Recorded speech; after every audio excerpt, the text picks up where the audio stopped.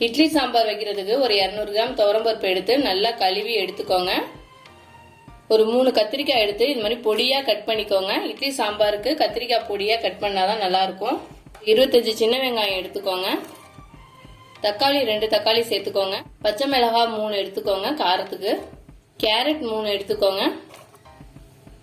முருங்கைக்காய் 1 முருங்கைக்காய் எடுத்துக்கோங்க. இட்லி சாம்பார் வைக்கும் போது முருங்கைக்காய் சேர்த்து வச்சீங்கன்னா ரொம்ப நல்லா இருக்கும். நீங்க காய்கறி இல்லாம சின்ன வெங்காயம் மட்டும் போட்டு கூட வைக்கலாம், அதுவும் நல்லா இருக்கும். காய்கறி இருந்தா காய்கறி சேர்த்து வைங்க.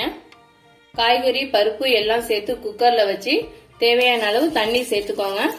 ரொம்ப தண்ணி சேர்க்க வேணாம், வெளியில எல்லாம் ரொம்ப தெளிக்கும். லைட்டா மூழ்கிற அளவுக்கு தண்ணி சேர்த்துக்கோங்க. இந்த அளவுக்கு சேர்த்துக்கோங்க போதும்.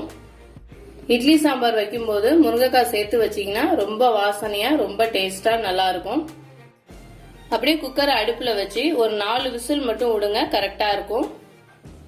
குக்கர் விசில் வர்றதுக்குள்ள நம்ம சாம்பார் பொடியை ரெடி பண்ணிடுவோம். சாம்பார் பொடிக்கு 2 ஸ்பூன் கடலைப்பருப்பு சேர்த்துக்கோங்க. 1 ஸ்பூன் ஜீரகம், 1 ஸ்பூன் மிளகு. நம்ம ஏற்கனவே காரத்துக்கு பச்சை மிளகாய் 3 சேர்த்துருக்கோம், அதனால மிளகு கம்மியாவே சேர்த்துக்கோங்க. 2 ஸ்பூன் மல்லி, ஒரு 4 வரமிளகாய். இதை சேர்த்து நல்லா வாசனை வர அளவுக்கு வறுத்துக்கோங்க. எண்ணெயெல்லாம் சேர்க்க வேணாம். இட்லி சாம்பாருக்கு இந்த மாதிரி மசாலா அரைச்சி சேர்த்தோம்னா நல்லா வாசனையா நல்லா இருக்கும்.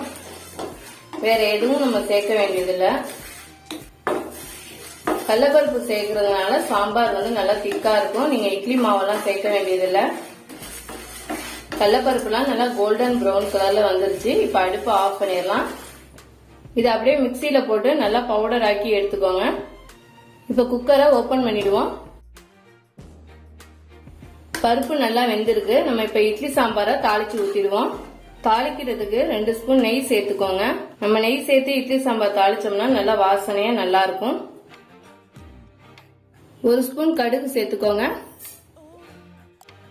கருவேப்பிலை 1 கொத்து சேர்த்துக்கோங்க. 1/2 டீஸ்பூன் பெருங்காயத்தூள் சேர்த்துக்கோங்க. குக்கர்ல வேக வச்சு எடுத்து வச்சிருக்க பருப்பை சேர்த்துருவோம். பெருங்காயத்தூள் சேர்க்கும் போது அடுப்பை லோ ஃபிளேம்ல வச்சுக்கோங்க. மஞ்சத்தூள் தேவையான அளவு சேர்த்துக்கோங்க. உப்பு தேவையான அளவு சேர்த்துக்கோங்க. சாம்பார் பொடி ரெடி ஆயிடுச்சு. இதை இப்படியே சாம்பார்ல சேர்த்துறாதீங்க, நல்லா தண்ணியில கரைச்சிட்டு சேருங்க. நல்லா கலந்து விட்டுக்கோங்க. தேவையான அளவு தண்ணி சேர்த்துக்கோங்க. உங்களுக்கு எந்த அளவுக்கு தண்ணி தேவையோ அந்த அளவுக்கு தண்ணி சேர்த்துக்கோங்க.